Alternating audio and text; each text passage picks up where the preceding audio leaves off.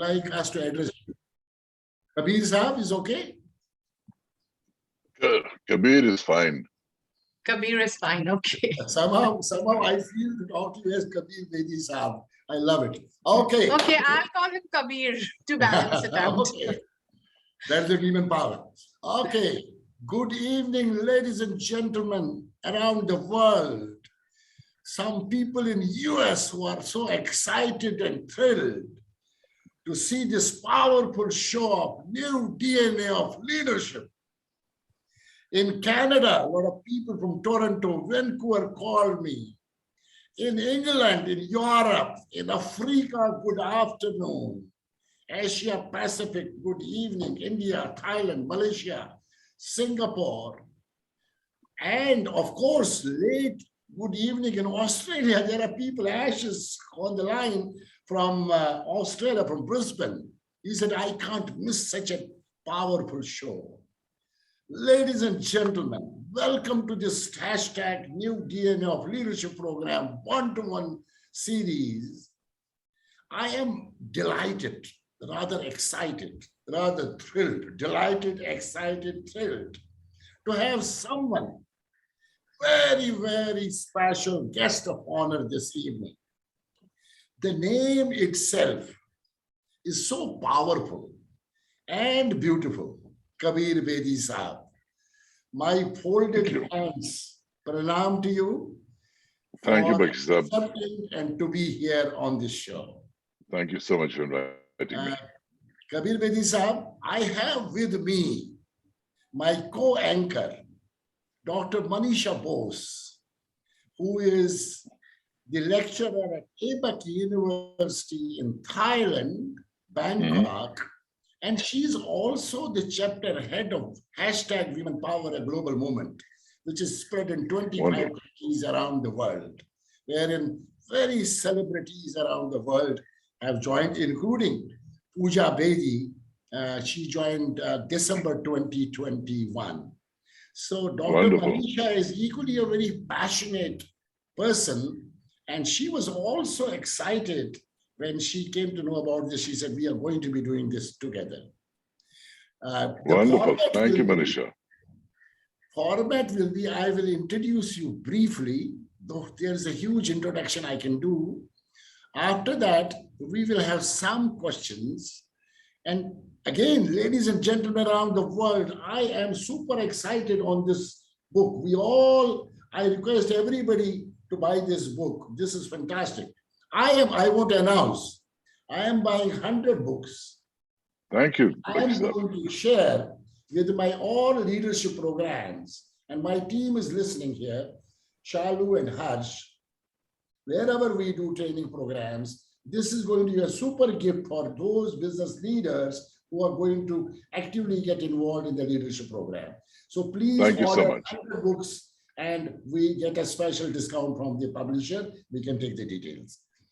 So when I talk about Bollywood has come a long way, but it's still hard to make over the crossover from Indian cinema to work in other countries. But today, ladies and gentlemen, the guest not only made his mark in the countries beyond India, but in Hollywood. All the places in Italy, any Italian you talk about Kabir Bedi, they will say, wow, yeah. A charming and an ageless Kabir Bedi Saab, my God, my dream coming true today to have him on this powerful show. Kabir Saab was born into a family that had devoted itself to India's fight for independence from British colonial rule. The tall man with green eyes and his good looks made Italians swayed entire industry as the charismatic pirate and Sandokan in hugely successful European television series. He is loved by his fans internationally for his talent and charm on screen and is admired by American fans for the bold and beautiful James Bond fans of Octopussy and Bollywood fans for various lead and support roles.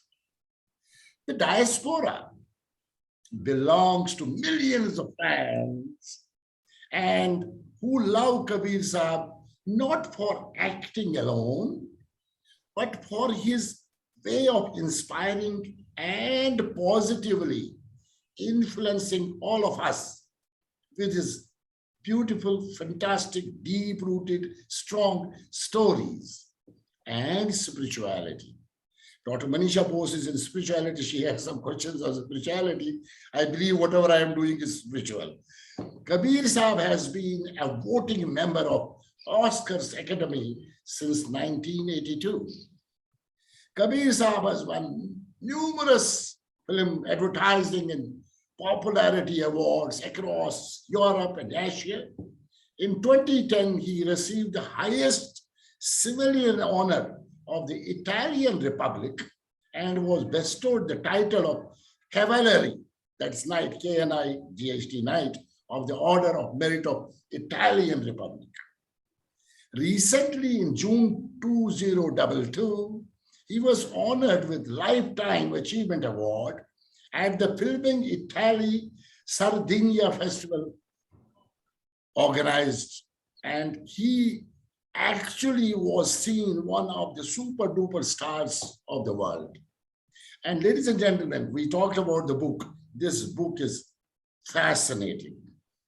Will you believe, ladies and gentlemen, I have the man in front of me, and I am a man. I am known as an honorable woman on #Women Power a Global Moment, because women titled me as an honorable woman because I supported this 1 million women to be on this platform by 2024. But as a man, I have, and I want to admit on the social media today, that I have a man crush on Kabir Saab. That is what I Thank you. Thank you. How So, kind of you. Thank you so much. That's nice to be appreciated. Kabir Saab, I can go on and talk about your personality, your persona, your dude personality, but I think somewhere I need to stop because I need to get into some questions. And once we are through with the questions, there will be some questions from some of our audiences who are excited to see. Sure. And Sure. then I would request Manisha to summarize, and then I will propose a vote of thanks. Sir, Kabir Saab, my first question.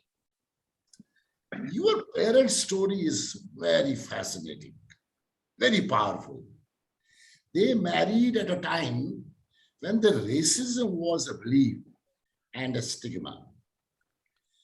And how they accomplished their journey of excellence. Both Oxford students, then your dad was 16th generation descendant of Guru Nanak and a philosopher. And your mom, respected mom, she must be watching you from that part of the world, was the highest ordained Buddhist nun. How was your childhood growing with them? We would certainly like to know, because that is very powerful where such a dude personality comes in. Bakshi Saab,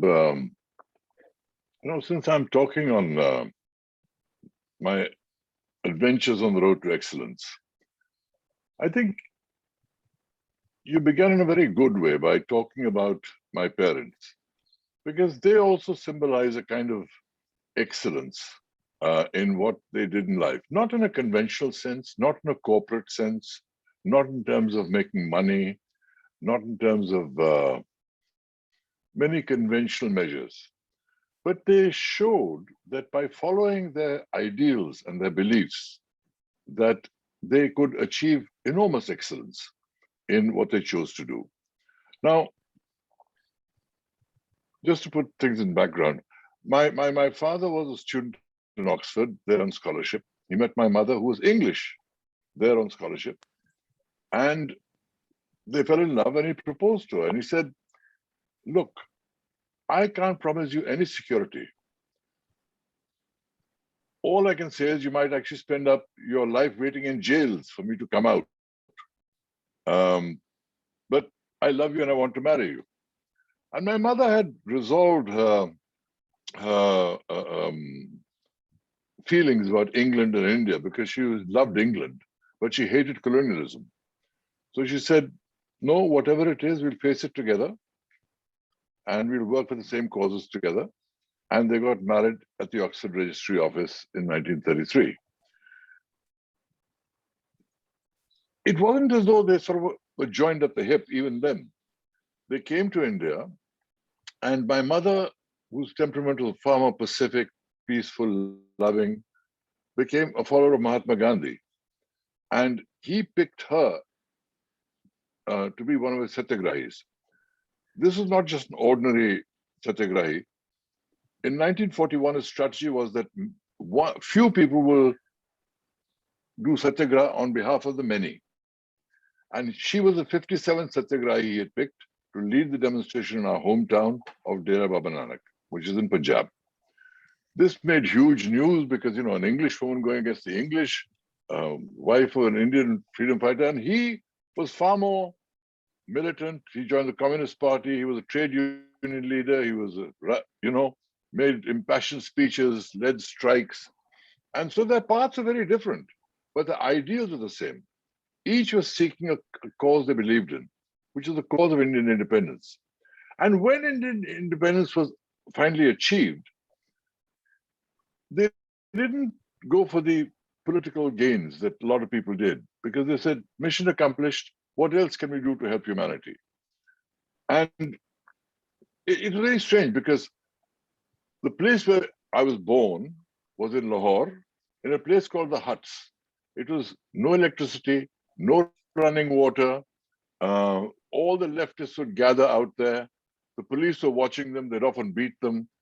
And the people that came there were people that made huge strides in the political field. Inder Gujral, who became prime minister, Satish Gujral, who became a huge artist, Sheikh Abdullah, who became the leader of Kashmir, Gyani Zail Singh, who became president. All kinds of wonderful luminaries, Balraj Sani, the actor, passed through these huts. But he didn't take the path of politics and reap the rewards of that. They went through transformations of their own. My mother found her calling in Buddhism, and as you mentioned, became the highest ranking Buddhist nun in the world. My father became a philosopher, even though deeply Sikh in his roots and values, but had his own philosophy of life, and talked about what it takes to make you the best you can be, what prevents you being all your potential, etc., and brought enormous happiness to the lives of many people and had a huge following in Italy. So each in their own way achieved a level of excellence with their lives and their being, which was really an example for me. And that sort of became a strange kind of inspiration for me because I also wanted to do something that touched people's lives. I didn't know what it was. I never set out to be an actor. Acting used to be a hobby of mine. But as I showed in my book, I worked for All India Radio because I had to work my way through college. They had no money. And that led to my interviewing the Beatles. That led to various things, which finally led to very interesting first chapter of my book, by the way, on what happened in that interview with the Beatles and how I got that interview by pressuring Brian Epstein by saying the government of India demands it, which is true in a way because I worked for All India Radio. But Yeah, I know. I won't get into the details of that because we have a long conversation ahead. But it led me to acting, which in turn did touch the lives of people in many ways. And even today, after my success in Italy, when I moved from Bollywood to Italy, the success of Sandokan was such that even today I meet people who say, you know, I came to India or I came to Bangladesh or I came to Southeast Asia because Sandokan inspired me to come to Asia, because Sandokan was an Asian hero, which is why I got the role. And therefore, it gave me great satisfaction to follow this particular path. Growing up with my parents was an interesting experience because I saw, we never had much money in the house, ever. But I never felt deprived. I never felt deprived. There was food on the table, love from my parents, and they saved a lot. Whatever money they could spare, they put into the education of their children, which finally got me into St. Stephen's in Delhi. Yeah, But it yeah. showed me, most importantly, that you don't have to follow a conventional path. Nobody from my family had been in films. Very few people from St. Stephen's ever went into film. Now, of course, at that time, then Shekhar Kapoor became a big director, and Siddharth Kar came and made many great documentaries, and few other people did. But in general, St. Stephen's was a place where people joined multinationals, or they joined the IFS, or they joined the IAS, and became diplomats or administrators. But their lives showed me that I didn't have to follow that conventional path. It gave me the courage to take unconventional paths. And I think in following this unconventional path, if it's in line with your beliefs and feelings, it can be as rewarding, as fulfilling, maybe not as profitable sometimes, but more fulfilling than anything else that you do in your life. So that is one of the lessons I learned in my childhood about the possibility of following the road less traveled. That's what you mentioned. Brilliant. The book is so powerful. Manisha, Dr. Manisha, go ahead. I'm going to address you as Kabir because you said that's what you're comfortable with. So it will balance out the reverence Mr. Bakshi has for you, and not that I don't revere you. Now, Kabir, among all your stories that I've read, for me, one of the most powerful story was of Freda, where you call her Freda. You address her as Freda because you're It's pronounced Frida, actually. Frida. Okay. Frida. So Frida, Like freedom, yeah. Frida.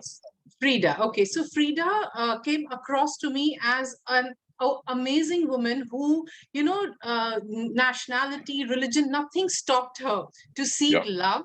She comes from another country and joins Satyagraha. Then she attains her spiritual, seeking. I mean, it's amazing. And yet she has this beautiful, loving heart. There are two letters where you quote her. You quote her letters. One when she writes to her would-be brother-in-law, where she writes that how she loves Baba Bedi, and it's not from this time. I mean, what kind of deep love she experienced when she fell in love. And then later, a letter where she writes to you and your sister Guli, where she writes that, I'm always going to be there for Baba, for your father, and you both are in my veins. I mean, it was so emotive. And since your book is this is your book is an emotional journey. There has been so many times in your book where I have felt so emotive, and I could feel her love and her presence in you throughout the book. When you talk about your emotions, I could somehow relate Freda everywhere. It was just something very beautiful. So, okay, now my next question to you is... This has certainly been part of my DNA, of course, but part of my emotional being. Yes. Because that compassion for others, caring for others, feeling for those who are less fortunate than us, those elements of Buddhism, which are integral part of her character, certainly stayed with me and were a great influence in my life, which helped shape many things that I was able to do later in life. Yes. Okay. Now, my second question to you is that you call yourself, or you address yourself as a middle-class boy from Delhi who made this big. But which middle-class boy goes to Prime Minister's house for play date? I mean, you were born to lead a very magnanimous life. You went to Rajiv Gandhi and Sanjay Gandhi to play in Prime Minister's house. You hobnobbed with you took interview of Beatles, which I didn't know till I read this book, and the world didn't know about it. This Indian took interview, and the manner you took the interview. You have hobnobbed with Bond movie stars. You have hobnobbed with Pope, with Dalai Lama. I mean, you name it, and you have had an audience with everyone. Now, I have two questions on this. Firstly, how was, like, when I read about it, I'm awestruck. How was that middle-class boy so easily mingling with everyone? You know, that is my first question. And second question, who impressed you the most? Because you're the only one I know who's met so many famous people. So yeah. There's many questions in that question you've asked, but essentially, growing up in Delhi, Indira Gandhi knew my mother because of the social work that she'd done and the work in the Kashmir refugee camps that she had done. And also, they knew my parents from the Lahore days. And so they knew the kind of dedicated, selfless lives they led. And Indira Gandhi was very fond of my mother. So I would get, and I went to the same school as Rajiv and Sanjay Gandhi in the earliest years, Elizabeth Gerber School in Delhi. So they would invite me home and I'd go to the Prime Minister's home. And didn't see anything out of the way, you know. It was just, I'm going to my friend's place, etc. And yes, I knew the Prime Minister. This seemed like a huge place in the Prime Minister's house. Later, when I visited it, it wasn't as big as I imagined as a child, but it was still a very impressive place. And I knew them literally throughout their lives. But Rajiv was like 2 years older than me. Sanjay was a year younger than me. But I bonded more with Rajiv because Sanjay was more introverted, more stubborn, more less communicative. Rajiv was far more easygoing. And we had this friendship. And as I mentioned in my book, when he became Prime Minister, I went to see him in his office. And when I was sitting there and he opened the door, sees me and all these cabinet ministers sitting there waiting for him to talk to them. And he calls me and says, Kabir, come in. And he closes the door behind him and he shows the expanse of the Prime Minister's office to me and he says, Kahan phas gaye yaar? Where have I got stuck in this? And I said, Rajiv, you're a Prime Minister now, you better get serious. He said, don't you tell me that. Everyone tells me that whole day. You're my friend. Don't talk with these serious matters with me. So we talked about various other things, etc. And then, because he had become Prime Minister in the wake of his mother's assassination, so when I embraced him and I was leaving, I felt him tense a little. And I realized why he tensed, because he was wearing a bulletproof vest under his clothes. And I said to him, I said, Rajiv, I understand why you have to wear this and why you have to protect yourself. He said, don't worry about me, I'll be fine. But as we know, he wasn't fine. He went on and he was himself assassinated, which was a terrible loss of a friend for me. But that was sort of childhood and growing up years. Then, having lived abroad for so many years, I sort of lost contact with the family. And I tried to make contact with Sonia a couple of times, but she didn't respond, so I just let that be. But to answer your question, this middle-class boy from Delhi was middle class because in terms of the money we had, my mother's official job first was as editor of a government magazine called Social Welfare, which wasn't the most high-paying job in the world. We had a 2-bedroom flat in Moti Bagh given by the government. And this is after changing many houses, rented houses. We had this flat. It was a very simple life, but like I said, the way our parents brought us up, we didn't have a sense of deprivation, you know. Sometimes you felt, I want this, I want that, but no big deal. There was plenty of food, plenty of laughter, and plenty of love. And we felt good about it. So this middle-class boy going to St. Stephen's and then joining All India Radio to pay his way through college and getting to interview the Beatles, that was, you know, one of the highlights of my life because I was the biggest Beatle fan in the world. And for me to finagle my way into that interview was also, it was like Alice in Wonderland, to be in the same room as the Beatles.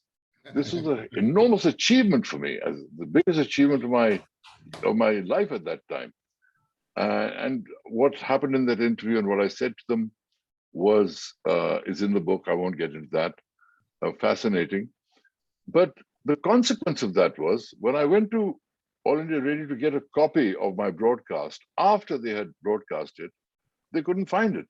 So an inquiry was launched and they found that they had erased the tape because in those days, All India Radio didn't have money for tapes.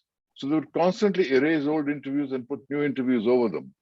And this came as such a terrible shock to me that I decided I didn't want to work with them anymore. I said, I could have sold this to networks around the world for a fortune. And I gave it to All India Radio because they gave me the tape recorder. And they just erased the Beatles interview. So I left. And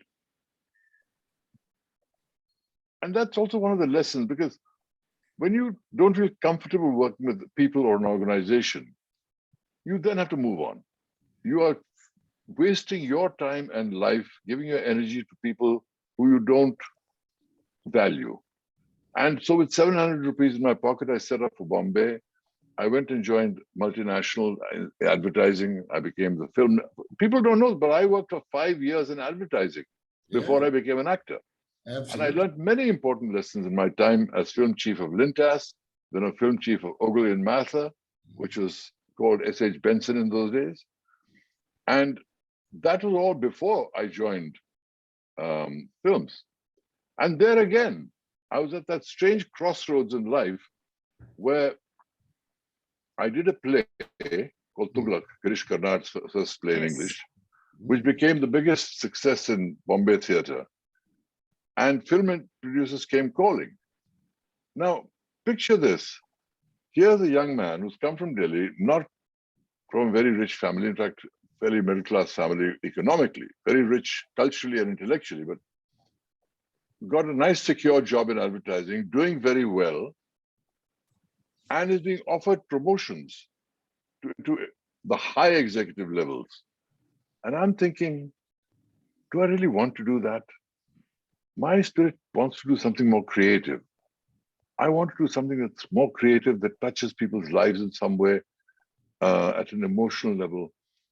And I left the security of these corporate jobs to begin my life as an actor in Bollywood, which was a very strange decision to take, but I was following my heart, following my instincts.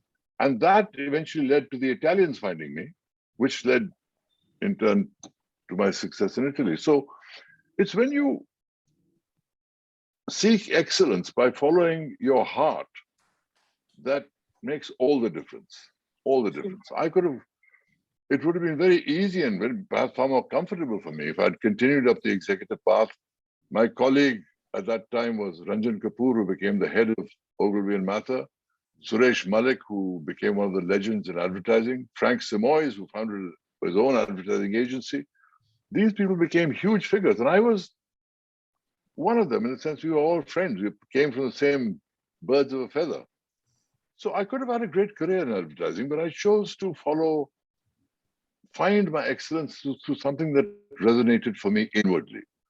And eventually, with lots of ups and downs, that's what I did. Oh my So God. Beatles was a preview of your life, which was going to come. The way you took the interview, that's what happened. You took on the world everywhere, 3 continents where you became so famous. It's not easy. It wasn't easy. I know. To stay alive and relevant on 3 continents at the Yes. same time, Oh, in the age when there was no social media, no email, telephone calls had to be booked per minute. Sure. Telegrams had to be sent where you paid for each word of communication. In those days, how to stay relevant on 3 continents was not Kudos an to easy you. task, Kudos but to somehow you. I did it. Yeah. Very good. I can say that when we talk about this, Dr. Manisha Bose, you talked about, middle class family guy going to Stevens, the prime ministers, and in 3 continents.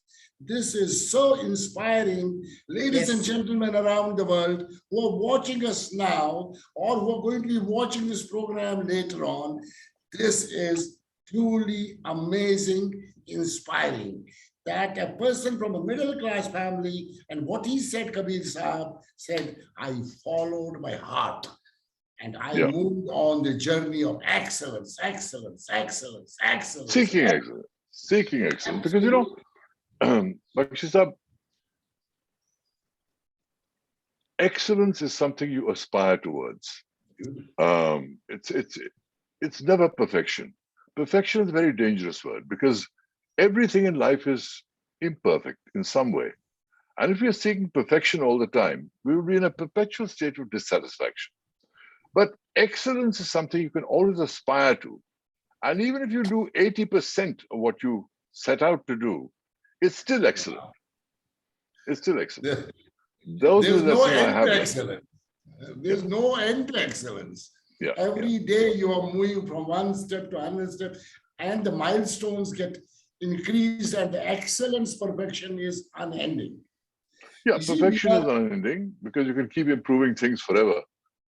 Excellence is what, if you're driving that, then whatever you do will come from a spirit of seeking excellence. And so, even if you don't arrive at the excellence you imagined, the very act of reaching for excellence makes you evolve as a person better. The journey itself. Makes you build as a person better.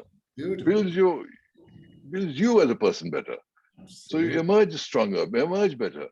And then you move on to the next challenge of excellence. And so each time it empowers your own evolution.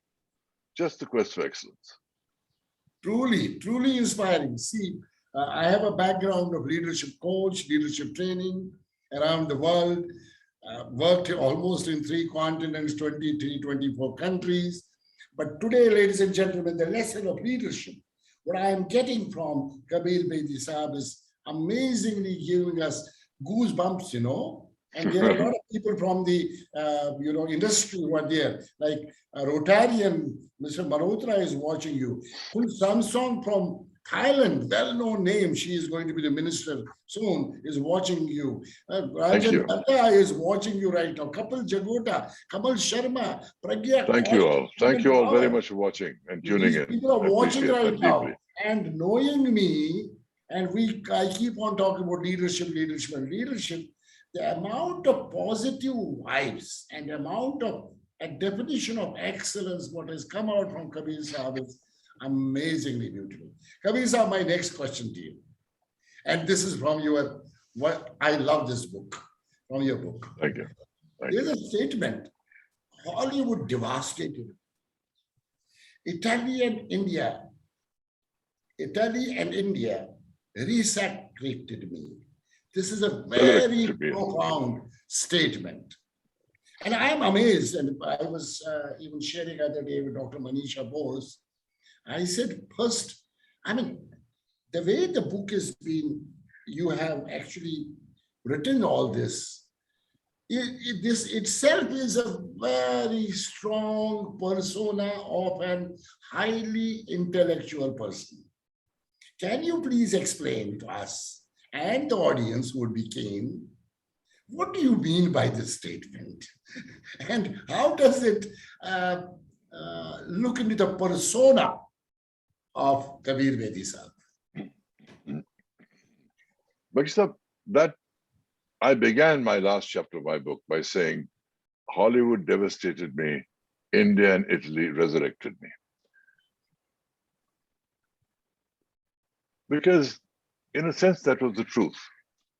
It was phrased in a slightly sensational way to get you to read the chapter, but there was a truth in it. The truth was that Hollywood did give me a lot to start with.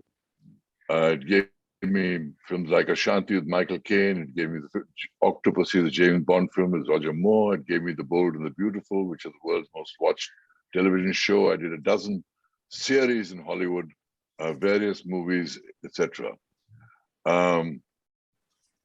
My devastation in Hollywood happened not because of Hollywood films, but because of terrible investments that I made. Investments I thought could not go wrong because I'd researched them down to the marrow. And yet, the stock market has a mind of its own. Things moved against me. I'd over-leveraged my investments, and I got wiped out financially. On top of that, shortly after that, My son committed suicide with schizophrenia, which is also a chapter in my book, and also something that I I I, I felt very deeply about. So it came to a point where I was failing my auditions. I couldn't work. I just said, I have to get out of here. And so I went back to my strengths, which were Italy and India. My situation in LA was so bad by the time I left that I had to file for bankruptcy in the courts of LA. It's not a figure of speech. Actually was bankrupt legally. But I rebuilt my life. Brick by cinematic brick, I rebuilt my life starting from a cottage in England. And then all else flowed from there. One thing I do believe in, and I believe it almost like a mantra for success, is the power of positivity. Not silly positivity, but real, heartfelt positivity.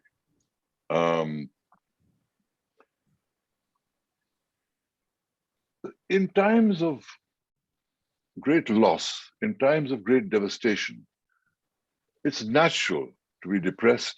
It's natural to lose faith in life almost. But it's equally important to remember the man that you were and the man that built everything that you had built. Reverse the one thing. But if you believe that I did it before and I can do it again, and I can do it again on my terms, if I put in the time, put in the effort, put in the dedication, and I did. Because one of the things that saps people's energy is negativity. Not just the negativity that rises within us naturally as a result of circumstances, but the negative people around you. People always running things down, people always saying, this is not right, that's not right, nothing will happen, what can you do? These people leech your energy. They bleed your energy. So best to minimize the effects in your life, focus on the positive, believe in yourself, and see what you can do step by step. It's not some instant lottery win that you at once catapult to recovery. But if you do it step by step, doggedly, carry on, do what has to be done, you rebuild your life, as I did with great success in Europe and then back in India. So when I say Hollywood devastated me, Italy and India resurrected me, that is true. I was devastated while I was in Hollywood.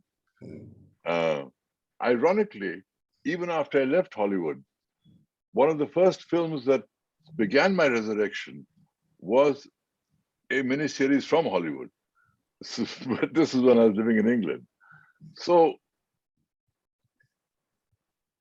that process of my rebuilding my life, etc., I wasn't able to dwell on immense length in my book. I talked about the broad outlines. But I didn't want, because,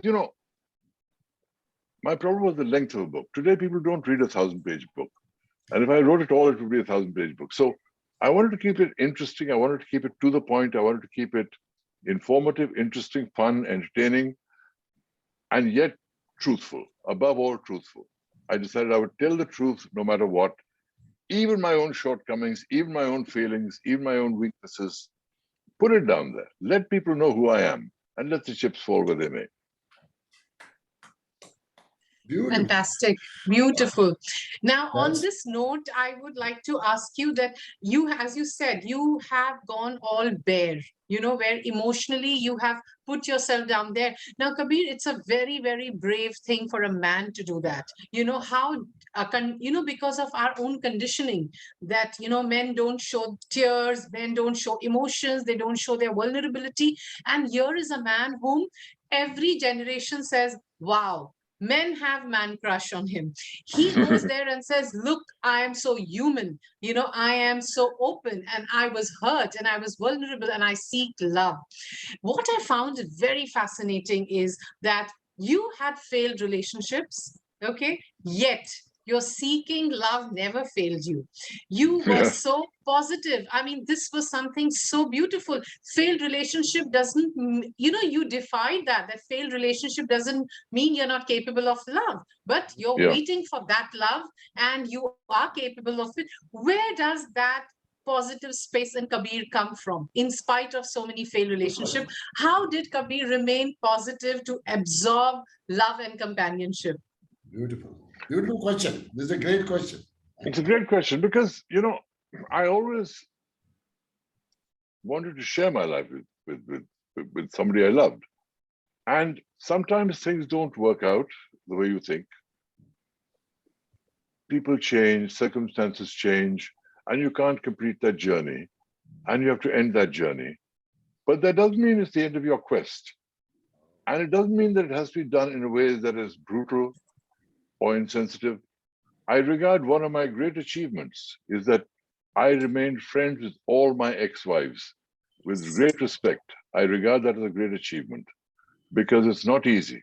Believe me, it's not easy. Because at the time of parting, of course, there's anger. Of course, there's rage. Of course, there's resentments. Of course, there's other things. But if you treat them fairly, fulfill your responsibilities, show that, even though you're parting, you don't disrespect the other person, that friendship that brought you together comes back but in a different form. And that's what happened. So, being in a marriage is a partnership. When you're in business, you're also working in teams. Sometimes these people in the team start fighting among each other. There's rivalries, there's jealousies, etc. And if in the end you can't reconcile it, the team has to be disbanded or reconstituted because the team has a job to do and they can't spend all their time in conflict. Same way, if a marriage is not functioning, it's becoming more dysfunctional than functional, then you're doing yourself and the other person a disfavor by remaining in that marriage. And therefore, when things end, for whatever reason they end it the best way possible, but don't lose. And that's, like you mentioned, I never lost my desire to find the love that I wanted. And, finally I did with Parveen. It took me 3 tries, but I got there, And it's an ongoing quest. It's an ongoing quest. And it was very important for me to be vulnerable. One of the things I wrote on my computer, above my computer, is be vulnerable. Yeah, Don't play the macho game, that, oh, I'm a big guy, I handled it, I didn't worry about it. I worried about it. It hurt me. It traumatized me in many ways. But at the end of the day, and you have to allow a period for mourning. That's okay. You have to allow a period for sadness. That all has its place, but it can't govern your life. Mourning, sadness, regret cannot govern your life. In the end, you have to seek those strengths within yourself and say, okay, move on. Where do I go from here? I've gone through that period and found my own balance because life has to go on. You have dreams to fulfill. You have children to bring up. You have families to take care of. You have aspirations. You have things you want to do. All that can't stop in this cesspool of regrets. We have to move beyond that. And that's really what I try to do. Beyond, after allowing sufficient time for the grief that follows, again, it comes back to the power of positivity. And no one actually used the word positivity while I was growing up. It was just there. I had parents that were very positive people. And I sort of absorbed it by osmosis without all these terms, positivity and action, all these terms we learned later as when I joined the executive realm in advertising. The power of positive thinking and all these phrases came about. But it was always there for me. And that really has been what drove my life and in fact saved my life in my darkest moments. beautiful, beautiful. Brilliant. Manisha, that was very, the way he responded to this question and the previous one. And this is where comes our POPs, which I have been talking about last couple of years. Power of positivity leading to power of perseverance, power of persistence, power of performance, power of passion, power of pride. Wonderful, wonderful, So these wonderful. Brilliant. POPs, when we are Those are all learning, great mantras to these repeat to seven yourself every morning. POPs are the drivers, because we have gone through such a bad COVID last 2.5 years. Businesses Yeah. have gone, I mean, for a short, the people around us, very close family members, friends, relatives, colleagues, have lost their lives. They are not there. We are still existing. Thankful to God that we are here right now talking on a Zoom, but we can Yeah. meet personally, and face-to-face is becoming so powerful today. I had 2 meetings this morning, face-to-face, meeting people after 3 years. So this power of positivity, I think, again, is coming at the front, which Kabir Sahib rightly says that maybe at a time of a stage when he was growing, this power of, it was there, but it Yeah. was not seen the way we talk about power of positivity, power of perseverance, power of persistence, power of performance, power of passion, power of Yeah. pride, and power of partnerships between Yeah. man and a woman, or between the boss and the teams, or cricket teams, or soccer teams, or athletic Right. teams. Right. I'm going back, and this somewhere, this Italy is still hanging in back of my radar. Mm. And how did this, when I see your book and I read the statement, you had some amounts of doubt. But one day, you know what happened? And this is part of your book. All roads lead to Rome. Rather, that one special night, Yes. the roads of Rome led to Mila's villa. This is very powerful. Yeah. And at a stage when you were not sure, and suddenly all roads leading to Rome, and especially that night, all roads leading to Gina's executive villa. How did Yeah. you find yourself as one of the very famous actors of that time, which is Gina Yeah. Lolo Brigida? Lolo Brigida. Yeah. Brigida. No, you raise a very interesting story in my book, because when Sandokan was released, it became the biggest success in Italian television history. It had a share of 34%, which is unheard of even today. 27 million out of a population of 60 million watched my program, every transmission. So the song was being played, the Sandokan song was played in all the discotheques and all the radio stations. Everywhere I went, there were, mob scenes. It was huge. And I was, as an actor, thrilled. This is what you dream about. And in the middle of this, I get this invitation from Gina Lollobrigida. Now, today's generation may not know, but in the late 70s, the 2 biggest international stars were Gina Lollobrigida and Sophia Loren. These were Italy's biggest international exports to Hollywood. So to be invited by Gina was like, my God, this is, fantastic. And I had gone to Italy at that time with my fiancée at the time, Parveen Babi, who was an actress in India. At that time, in fact, a bigger actress than me in India. Yeah. And she came to Italy and she shared this success with me. And Gina conveyed this invitation through the manager of Air India in Rome. So, but this evening with Gina didn't go particularly well. Even though we were both thrilled to be invited, from the moment we went to Gina's villa on the Via Appia, which is one of the old roads that led to Rome, she talked to me effusively about Sandokan I'd done, and she loved Sandokan, and she's a great fan of the Philippines and the Southeast Asia, but she wouldn't talk to Parveen. She kind of just politely dissed her, and I could feel Parveen's temperature rising.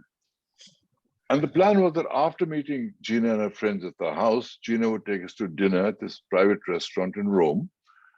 And so I thought, okay, at dinner, things will improve. So after this cocktail was over, we drove into the center of Rome, nice, beautiful restaurant, dance floor, band playing, dark place to dance and private alcoves, and we were seated there, and the chef came, and dinner was ordered, etc. And Gina once again was talking to me, and she said, "Come, let's dance." So I said, "Okay." So I'm dancing with Gina on the floor, and you know, all these foxtrot kind of old-fashioned dances. I'm thinking, I'm dancing with Gina Laura Brigida, man. You know, she's the biggest star in the Italian star in the world. How did I get so lucky? But I was aware of Parveen's tension. So then she said, "Okay, let's get back to the table." So we got back to the table, and finally she turns to Parveen and she says, "And you, my dear, what are you doing here? Following the star?" And I was thunderstruck, because here was a star who I admired, who had invited me to dinner, and she'd insulted the woman that I loved. So I was just gobsmacked.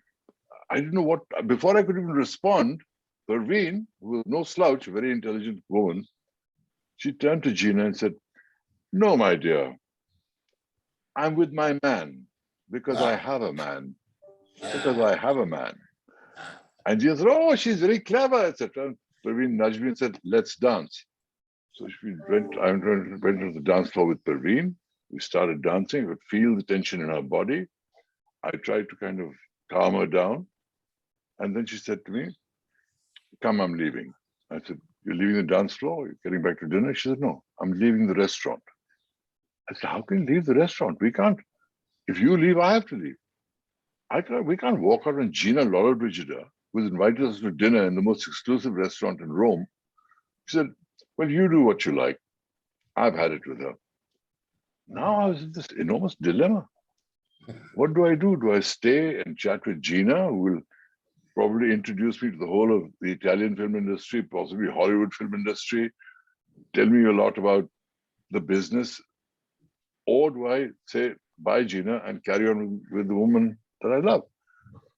And I thought about it on this short walk from this dance floor to the dining table. I'm thinking, what should I do? What should I do? And I saw Parveen picking up her bag, and that was the moment I had to decide. And I decided, I'll go with my heart. I'll follow the woman that I love. And I bent down to Gina and said, "Gina, I'm terribly sorry, but we have to leave. I hope you understand why." "No, but this is not right. Dinner is coming. Sit down. This is not finished. You come to my house afterwards." "Sorry, Gina, I have to leave. Please forgive me." And I left with Parveen. And that was the end of my dinner with Gina Laura Bridget. But once again, I followed my heart. Beautiful. Yeah, Manisha, I think here you can have another one, because this is something which we must respect the man who follows his heart. That's where the beauty is. Amazing. It's inspiring. Beautiful.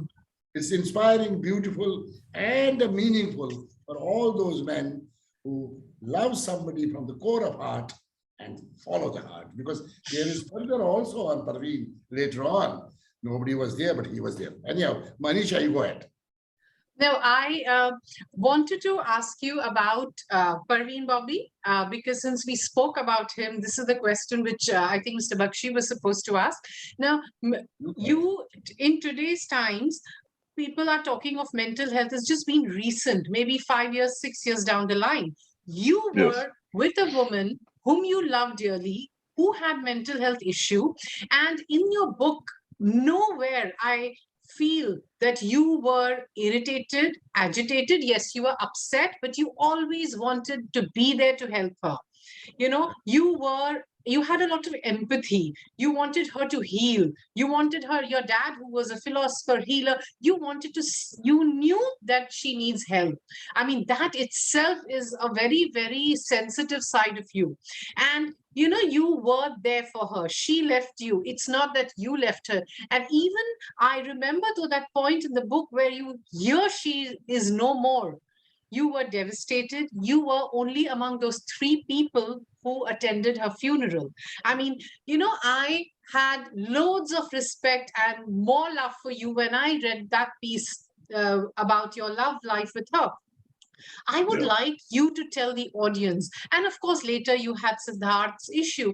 I would like you to tell the audience that how should a person, behave with people who have mental health issues? Because see, people who have mental health issues can get medication, but what I feel is the people around also need to be educated on how to deal with them. The people who are listening, it might help them. We might learn something more, your patience in both the cases, and how you dealt with it, and how you were. And I think nobody can say you are not there for them. So you would be a right person to give this advice. So I'll be very happy if you would. I'd be happy to. I'd be happy to, because the role of caregivers is very difficult and underappreciated. Because the caregiver is somebody who cares about the person, whether they're in love with the person, or whether they're a son or a father or a relative, or they just want to help in some way. It's a very difficult thing. Now, what I realized later in the case of my son and all that happened with him is that when you look at a person with mental illness, you have to realize that they are not the person that you thought, that you fell in love with, or that you knew in the earlier years. Something has changed within them. Something is changing within them. And you have to adjust to that.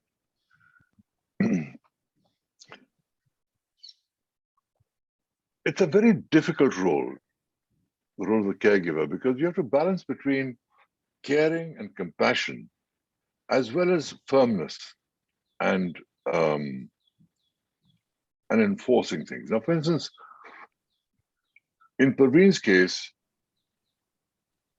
the biggest obstacle was that she refused to accept that she had the problem. So the first stage is to bring them to the awareness that there is a problem. Now with Parveen, her paranoia was such that even suggesting she had a problem created huge scenes. And in the end, my insistence on the fact that she gets medical treatment is what led to our breakup, is why she left me, because she was so fearful and paranoid of doctors. And there was no other way. In the case of my son, again, there was this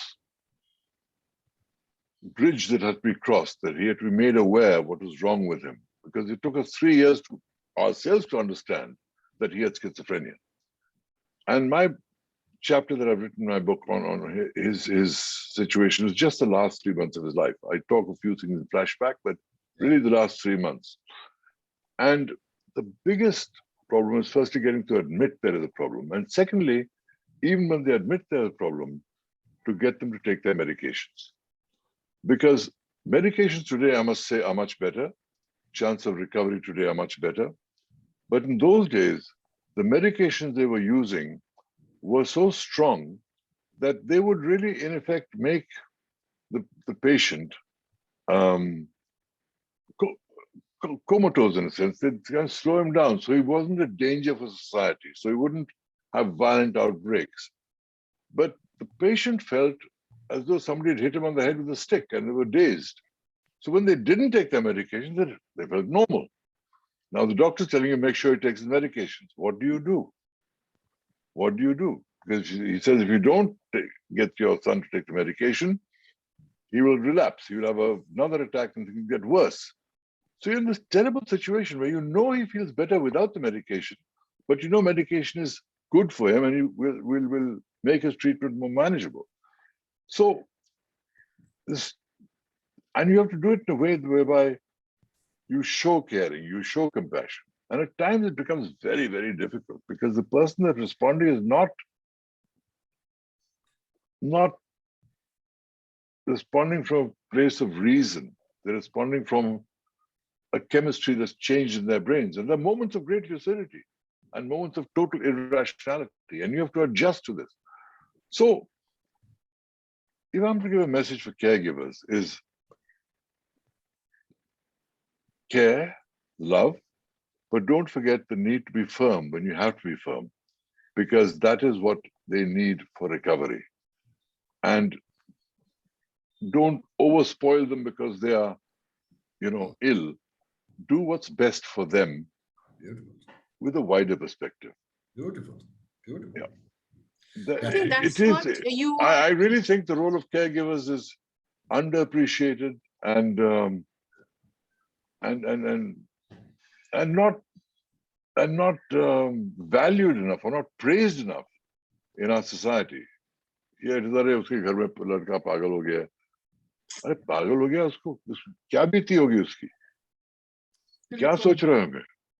You have to understand that the tragedy is not only of the patient but also in the lives of the caregivers.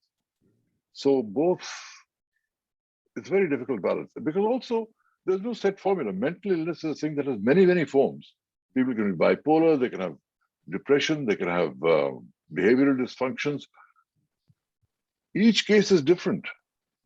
You have to find your way through your caring, your sense of love and concern for that person. You have to find a way to reach their hearts, because through it all, the heart still functions. The mind may be going, but the heart still feels the vibration of love.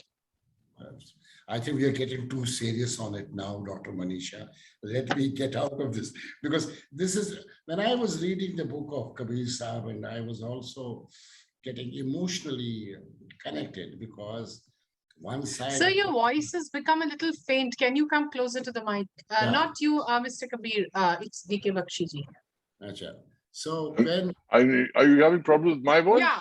Yes. No, not with your voice. No, Kabir, not with your voice. Mr. Bakshi's voice. So I was saying, when I was going through the book, and I was becoming truly emotional when I saw one side his son and other side when I talk about Parveen Bati. She has been again a very strong, back radar actress. Some of the powerful scenes of some of the powerful movies, that too with Amitabh Bachchan, has been very powerful. So I think we are getting into a very tough discussion. I want to leave this discussion and I want to go to this another important aspect, question which I want to raise for Kabir Sahib. Can you share with us some specific differentiators of Hollywood vis-a-vis Bollywood? And, whether it is values, whether it's ethics, what is that kind of differentiator you see between the Hollywood and the Bollywood? A quick response. Well, I'm there are trying to many... get out of that question now. Yeah, no. I think that's good to move on, because that's just one aspect of my book. There's so much else in that book of mine, which is why it has touched so many people. Yes. But talking of Hollywood and Bollywood, these are two very big industries in the world. Hollywood is much bigger because they have a worldwide audience. Bollywood has the Indian audience as well as the Indian diaspora, as well as Africa, as well as the Middle East, etc. Hollywood tends to be a little more, I'm speaking in very general terms because there are exceptions to everything I say, but in general, Hollywood is much more planned, prepared. They do pre-production for 2 years and then they shoot and do the film in 2 months. We tend to do less pre-production, take a little longer with our films. But those are, in a sense, working comparisons, working methods. The studio system existed in Hollywood for almost its entire existence. Here, that system has come very recently, although individual producers still continue. But more importantly, what differentiates a Bollywood film from any other film in the world? And I'm talking about the commercial Bollywood film. It's song and dance. Song and dance. And believe me, India does song and dance better than anybody in the world. And I say India because it's not just Bollywood. It's Bollywood, it's Telugu cinema, it's Tamil cinema, Kannada cinema, Karnataka cinema, Bengal, Punjab, all cinemas in India. Song and dance, we have the best choreographers, the best songwriters, the best lyricists. We were MTV before MTV ever existed, We created musical videos long before it became a channel called MTV in the West. So, and this was in fact strangely looked down upon by traditional American cinema. Oh, they have song and dance in their films. Nobody asks, why do people sing in opera? Nobody asks, why do Japanese plays, do they behave in such strange ways? Today, there is a strange respect that's come in for Indian song and dance. That is a cinematic convention that Indian cinema follows. And nobody's integrated song and dance into drama and action as well as Bollywood. So that is the single biggest thing that differentiates Bollywood cinema, and when I say Bollywood cinema in the sense it's all Indian cinema, from Hollywood. And this is not to disrespect all the great young individual directors that are turning out beautifully sensitive films that can compete with American films, even without song and dance. We have a parallel stream of other cinema that happens that is in the Western realistic tradition that can also be saluted. And have got great honors and awards at film festivals abroad. But in general, song and dance is what differentiates Bollywood film. And the thing is, I love it. I love watching it. I love attending music recordings. I love watching songs being picturized, but I don't do it myself. And that was one of the things that made me realize that if I wanted a career as a leading man, a successful actor in Bollywood, I would have to do that or move on, which is why I thought, okay, what roads can I find that will take me out of India, where I can follow my passion as for acting without having to do song and dance? And that led me to Italy. Beautiful. A quick question. When you see 70s, 80s, 90s, and you see today's new generation making a different impact, do you think we have evolved very brightly and rightly? Do you think we are now making a much better thing in the world where we are being, leaving one side is Indian diaspora, because I belong to Indian diaspora where we are all crazy about the Bollywood or Indian movies. But do you see overall other nationalities getting crazy about all of us?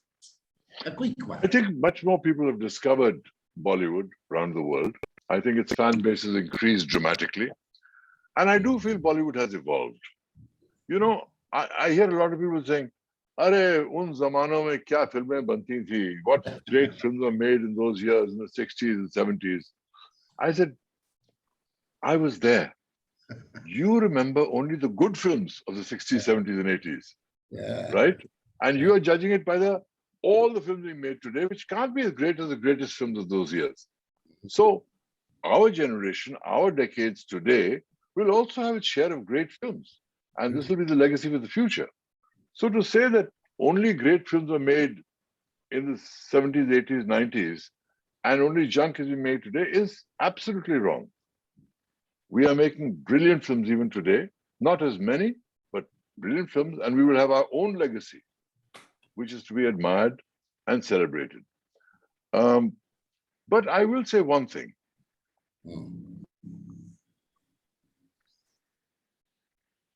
The world is changing. True. This whole COVID experience has left everyone in a state of shock. It has given everyone a sense of mourning. People have lost jobs, people have lost friends, etc. But most importantly, they've lost a way of life. And people have adapted to that. Now, part of this adaptation that's happened is that they have got used to watching the streaming services. The Amazons, the Netflix, the Disney Hotstars, the Voot, HBO. Streaming services have become the biggest game now. So Bollywood right now is facing a bit of a crisis because on one hand, the South Indian films have come and created fantastic hits, while Bollywood this year has had maybe one or two hits only. And at the same time, they have to compete with not only South, but cinema from around the world brought in by these OTT services. That has changed the landscape because it has given the audience a taste of different types of cinema. Korean series, Turkish series, Italian series, American series. A whole different viewing experience. Some people actually say to me, I don't even want to watch a film. I like to see long films that tell me a long story, and I get involved emotionally. It gives me a much better journey. Tastes change. Yeah, And like any species, person, or industry in crisis, Bollywood will have to adapt to true. counter these challenges. True. I think Hollywood is facing the same challenge. Yeah. Today, theaters in the West are going empty, except for the big ticket films. Yes, yes. In the gaps between big ticket films, theaters are going empty right now. The report in Variety just the other day. Streaming services are the new game in town. So how Bollywood adapts to this new reality will decide the future of Bollywood. We are going so strong and we did not know even 1 hour is gone. More than 1 hour. Manisha, we have to be quick. I think one or two Okay. questions because I have Yes. some people really keen to ask questions. Okay. because Okay. there are So a I lot will of ask requests. the Yeah, quick, Okay, one, I'll quick. ask the last two questions. Yeah, And yeah. Kabir and Mr. Bakshi, I want to tell you one thing as a very sincere reader of your book, and I've interacted with people who've actually read your book, that your book is not a bestseller because of Hollywood or Bollywood. Trust me, it is a bestseller because you have addressed issues which Mr. Bakshi wanted to escape at that point of time, issues of mental health, issues of emotions, issue of death, issue of spirituality. That's where we human have got connected with your book. Now, a question which again might sound grim, but the best chapter of your book was Siddharth, where not many people will have the courage to talk about your own son's death. And when I was reading that book, I was in tears when Siddharth speaks of his helplessness with his disease, where he doesn't know, he's not getting better. I was in tears, and by the time he passed away, and when you emoted how you felt and how helpless you felt, and when you had to tell about his death to his mom and his sister, what was your condition and the guilt aftermath, I started to sob as a parent. I mean, that's where I think your highest potential was in such a conversational narrative. You talk about death. I Yeah. want to ask you a question on what is death and how does one cope with death? I mean, this is something which not too many people can have the courage to answer, but I know Kabir Bedi has written on it and he can answer. Yeah, Well, death is at many levels. Sometimes you die 1,000 deaths within a life. Other times, death is just the end of life, as we know it. I do believe that the essence of a person continues in whatever form that continues. I've explored in my book, but it's a death affects those who survive it far more than the person who actually died, because the person who actually died has actually moved on to another space altogether. And therefore, it is the suffering of those who cared about the person that becomes the most relevant. And my book, the title is Stories I Must Tell, but the subtitle is The Emotional Life of an Actor. And that's the real title of the book. My book is about the emotional life of an actor and all that I've gone through. And everything from the death of my mother, death of my father, death of my son, even the death of my first wife. I've seen death in many forms. And one thing about death is that it puts life into focus. When somebody dies, it makes you think about life.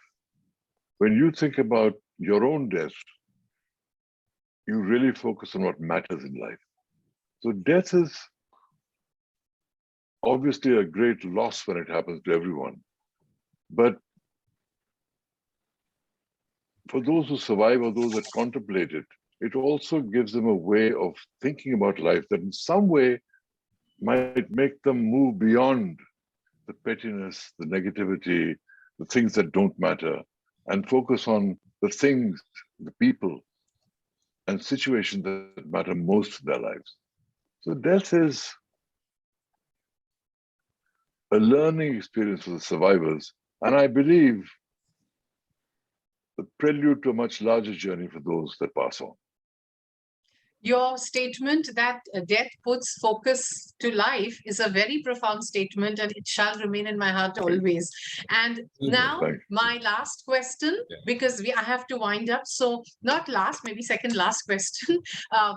Your spiritual curiosity comes to you from your parents, and yet you didn't follow them blindly. You went on a quest of your own.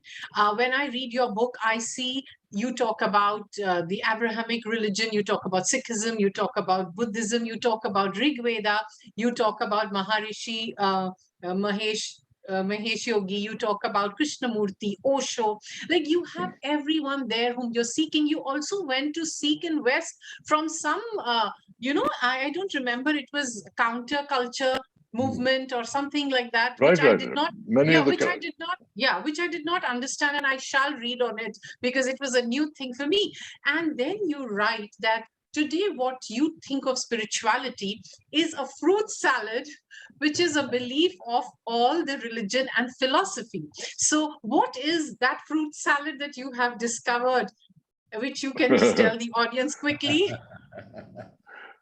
Manisha, I'm not going to give away the crown jewels of my book in the course of an interview. This is something it took me a lifetime to arrive at, a system of beliefs that resonated for me. I have great respect for religions and all the function they serve in people's lives, and I see the need for that. I think wonderful work is being done. But for those who say they can't all be right all at once, somebody talks of heaven and hell, somebody talks of rebirth, somebody talks of soul, somebody says no soul, somebody says... Everyone's talking about different things, and there are different beliefs in each religion. Which of these resonates the most? And how did it all begin? And if there's God, what is the nature of this God? These are issues I've explored in my book and are very important things. But let me say, when I say a fruit salad, I mean certain beliefs of Buddhism, Sikhism, Hinduism, I absorb, I embrace. Certain beliefs of Christianity, Islam, I embrace. Though that's my fruit salad.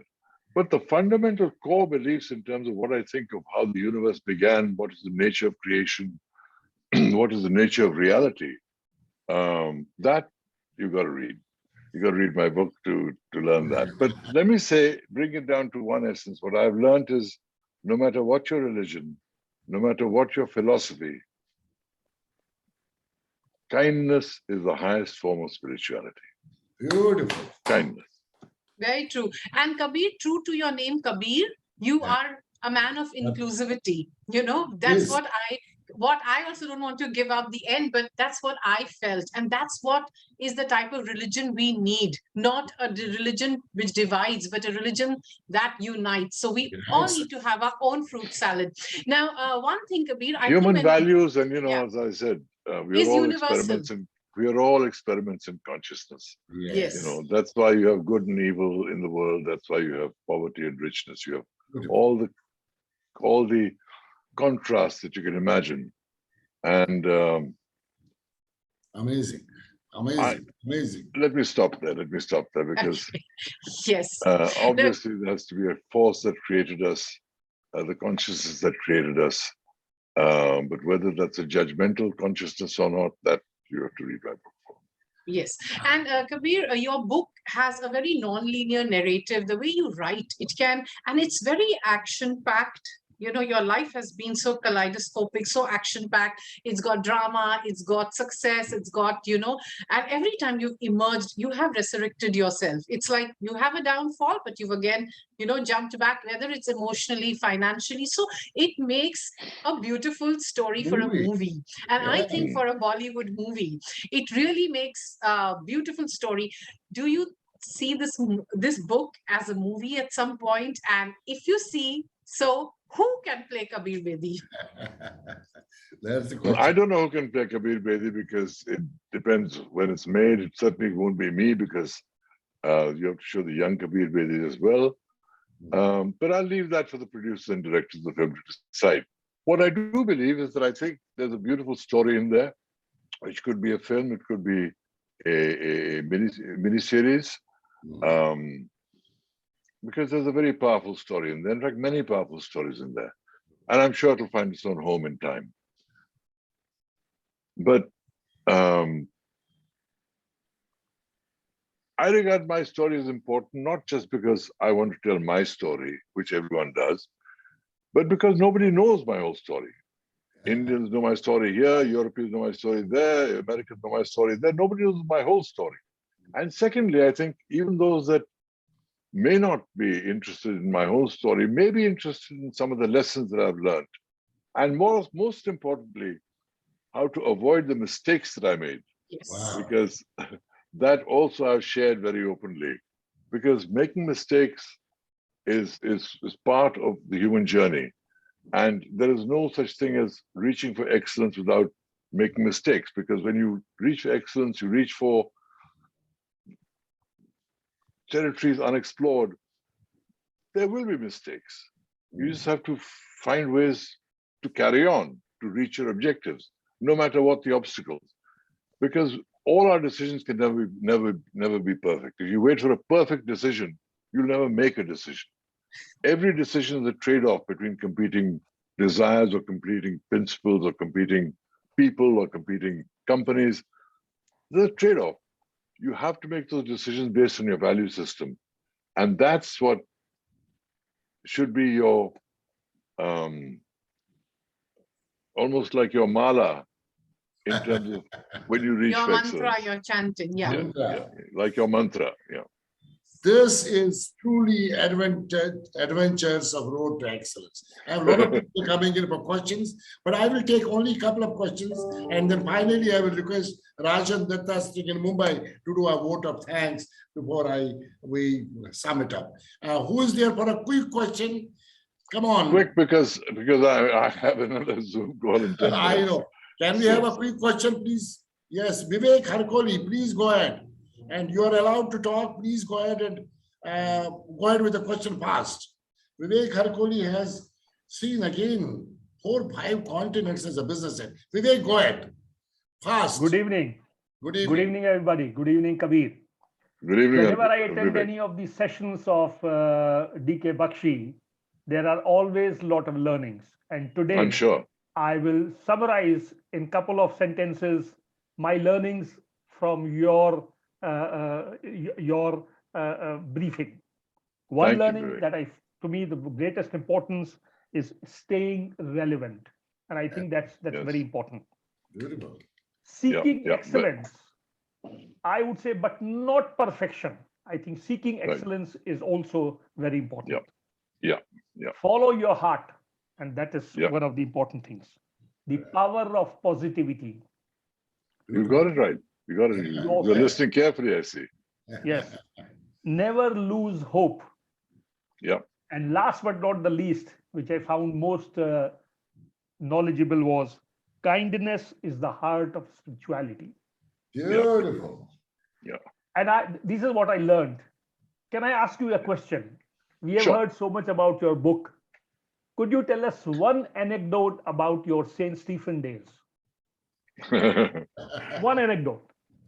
I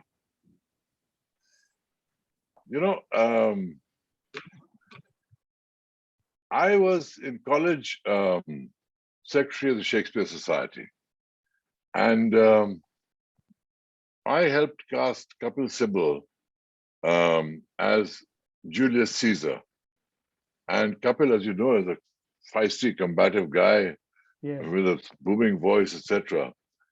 And so he played the role of Julius Caesar while I played the lowly role of a character called Casca. And when the play was shown, the college magazine, Cooler Talk, wrote, "This was a production in which Julius Caesar was murdered twice, once by Brutus and once by Kapil Sibal."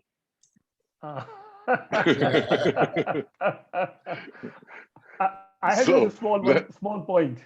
I wonder whether you would remember one of your St. Stephen mates. That's Pawan Raina. Yeah, I remember Pawan. Pawan is my brother-in-law. He's married to my sister. Now, when DK Bakshi said Kabirji would be on the show, I said I have to attend it. And How Pawan lovely, was how telling me, lovely. look, say hi to Kabir. I said, I will certainly do that. Please say hi to Pawan from me. Fond Thank you, memories and a Vivek, big for hug. joining. And we have Thank Indu you. Punj asking a question. Yes, Indu, go ahead. You Last are question, here. please. Yeah, quick question, because then we need to close.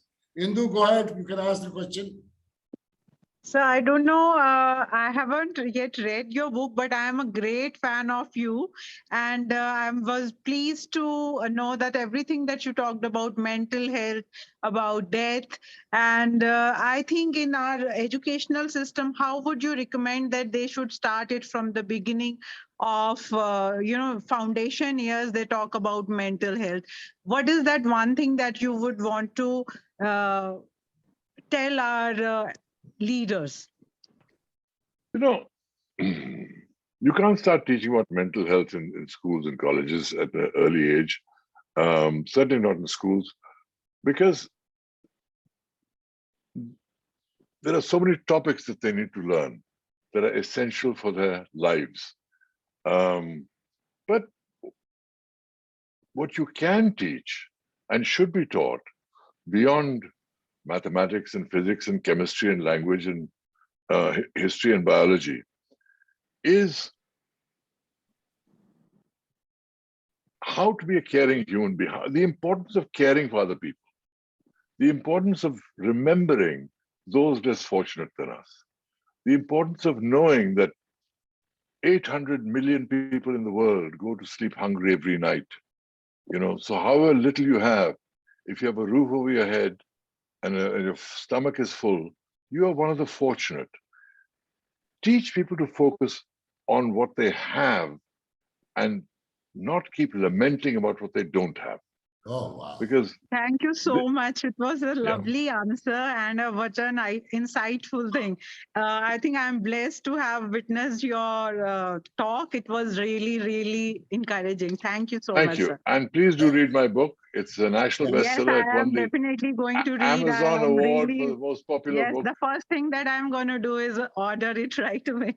Thank you. Thank you. Thank Okay, you. Manisha, do you have anything to quickly close? Because then I ask Rajan Datta to finally give vote of thanks. Manisha, Okay. quick one. No, it was amazing talking to you. You Thank you, Manisha. sounded the same in the book, and I truly have enjoyed your book. When I told people, I told my mom I'm taking your interview, she said, wow. I told my friends, they said, wow. I told my male friends, they said, wow. So the wow element of Kabir Bedi remains very relevant. And the way you Thank you so ended much. your book, the last line is the best is yet to come. Wow. A big hug for you from my side for the best that's Thank you, yet Manisha. going to come.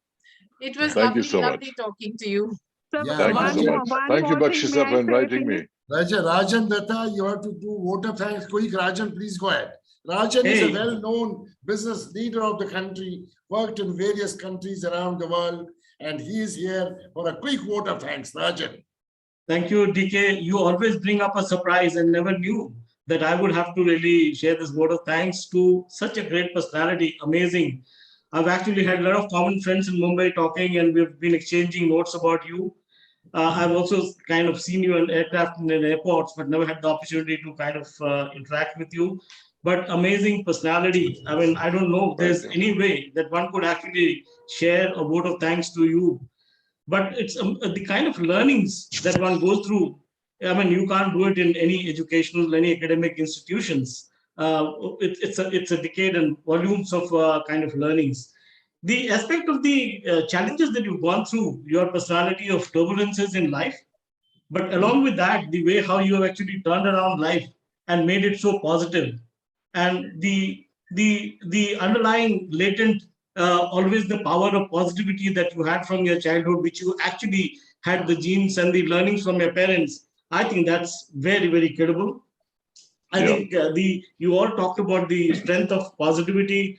There's so much of thoughts that you talked about, the examples of love and compassion, the aspect of accepting reality and admitting problem is a big kind of a challenge and a big issue. And I think that's so true that most people do not accept realities, and accepting that itself is a big kind of a win.